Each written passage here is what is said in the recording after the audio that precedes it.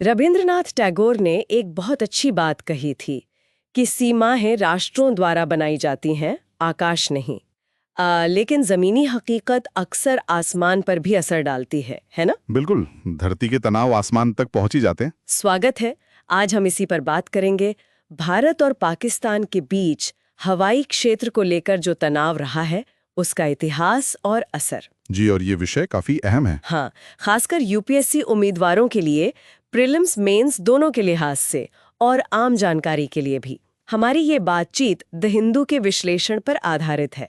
तो चलिए इस मुद्दे को थोड़ा खोलकर समझते हैं। बिल्कुल। शुरुआत हाल की घटनाओं से करते हैं।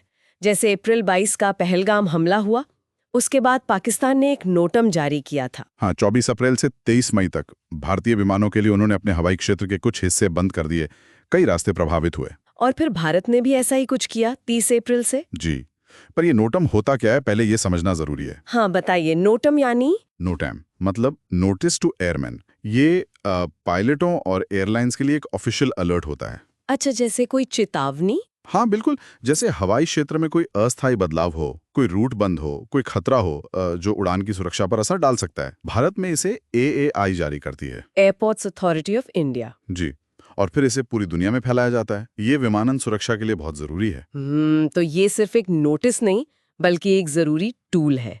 और जैसा हमने कहा, ये पहली बार तो हुआ नहीं है। नहीं, बिल्कुल नहीं। इतिहास भरा पड़ा है ऐसी घटनाओं से। 1950 के दशक में भी सीमा के पास कुछ रिस्ट्रिक्टेड एरियाज को लेकर विवाद हुआ था। अच्छा, वो कैसे सुलझा फिर? वो तो खैर बातचीत से सुलझ गया था, लेकिन फिर 1965 का युद्ध हुआ, तब हवाई क्षेत्र बंद हुए थे। हाँ, और वो 1966 में जाके खुले थे। जी, 1 मार्च 1966 को। फिर 1971 वाला मामला तो और बड़ा था। वो इंडियन एयरलाइंस के विमान अपहरण के बाद। हाँ, गंगा विमान वाला।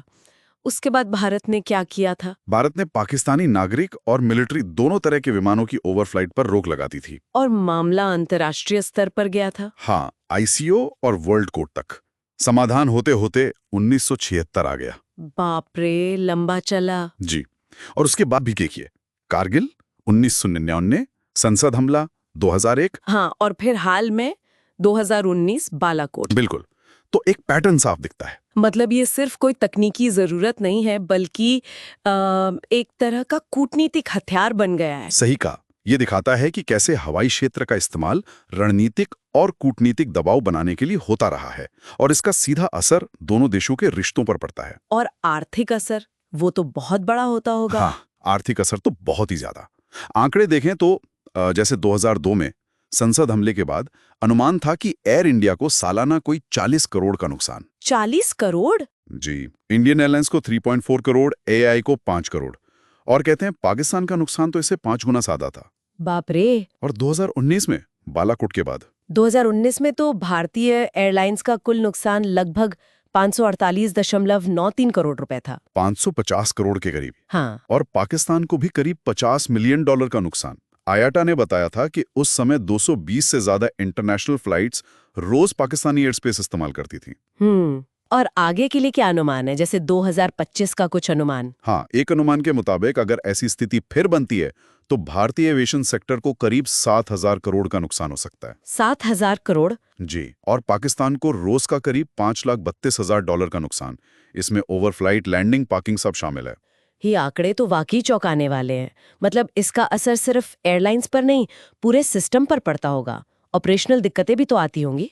हाँ बिल्कुल, ऑपरेशनल चुनौतियां बहुत बड़ी होती हैं। जैसे 2025 के अनुमानित परिदृश्य में देखें तो उत्तर और पश्चिम भारत में 32 हवाई अड्डे अस्थायी रूप से बंद करने पड़ सकते हैं। 32 एयरपोर्ट्स? जी, और दिल्ली और मुंबई एफआईआर मतलब फ्लाइट इंफॉर्मेशन रीजन्स, ये हवा में कंट्रोल के बड़े इलाके होते हैं। अच्छा। तो इन एफआईआर्स में करीब 25 एटीएस रूट सेगमेंट मतलब हवाई रास्ते सुरक्षा कारणों से बंद करने पड़ सकते हैं। तो फिर फ्लाइट्स जाती कैसे हैं? यही तो दिक्कत है, रूट बदलने पड़ते हैं। देखिए, सामान्य समय में भारत पाकिस्तान के बीच ट्रैफिक मैनेजमेंट के लिए लगभग 12 साझा वे पॉइंट्स होते हैं, हवा में तय रास्ते के बिंदु। प्रतिबंधों के समय सिर्फ 6 इस्तेमाल करने पड़े, वो भी जो भारत, मुंबई और मस्कट, ओमान के बीच साझा हैं। इससे एटीसी यानी एयर ट्रैफिक कंट्रोल पर भयानक दबाव पड़ता है। और कोई दूसरा रास्ता चीन के ऊपर से? वो व्यवहारिक नहीं होता। चीन का एयर स्पेस स्ट्रक्चर बहुत सख्त है। और फिर पहाड़ी इलाका, ऑपरेशनल मुश्किलें बहुत हैं। नतीजा ये होता है कि उड़ान का समय बढ़ जाता है, खर्चा बढ़ जाता है। तो मतलब एक जगह तनाव होता है और असर पूरे नेटवर्क पर पड़ता है। क्या कोई अंतर्राष्ट्रीय कानून या नियम है जो ऐसे विवादों में मदद कर सकें? देखिए, अंतर्राष्ट्रीय कानून हैं, जैसे शिकागो कन्वेंशन। वो हर देश को अपने हवाई क्षेत्र पर पूरा अधिकार देता है। हाँ, संप्रभुता का अधिकार। जी। लेकिन साथ ही वो सुरक्षित सिविल एविएशन के नियम भी बनाता है। आईसीओ जैसे मंच हैं जहां विवाद ले जाए जा सकते हैं। पर क्या वो कारगर होते हैं? यहीं पर एक अहम सवाल उठता है। देखिए, कानूनी रास्ते तो हैं, पर उनकी सफलता इस बात पर निर्भर करती है कि देशों की राजनीतिक इच्छा शक्ति कितनी है। अक्सर राष्ट्रीय सुरक्षा का तर्क या गहरे आपसी तनाव इन कानूनों पर भारी पड़ जाते हैं। तो कुल मिलाकर बात यह है कि ये सिर्फ फ्लाइट्स के रूट बदलने या पैसों के नुकसान का मामला नहीं है। बिल्कुल नहीं। ये भू राजनीति, अर्थशास्त्र, इतिहास, सबका एक उलझावा जाल है। इसमें आसमान भी एक तरह का मैदान जंग बन जाता है। तो आगे क्या, मतलब भविष्य में ऐसी नौबत न आए या कम से कम असर कम हो, इसके लिए क्या किया जा सकता है? ये एक बड़ा सवाल है सोचने के लिए। हाँ, ये एक अहम विचार है जो इस पूरी बातचीत से निकलता है। किन वैश्विक या द्विपक्षीय तरीकों को विश्वास बहाली के उपायों को मजबूत करने की जरूरत है। ये स्रोतों में सीधे तौर पे नहीं है, पर सोचने लायक बात जरूर है। उम्मीद है इस बातचीत से खासकर यूपीएससी की तैयारी कर रहे लोगों को इस मुद्दे की गहराई समझने में मदद मिली होगी। अगर आपको ये चर्चा फायदेमंद लगी हो तो प्लीज लाइक करें, सब्सक्राइब करें और अपने सवाल या विचार नीचे कमेंट्स में जरूर बताएं। आज की हमारी चर्चा का आधार द हिंदू में प्रकाशित विश्लेषण था। सुनने के लिए धन्यवाद।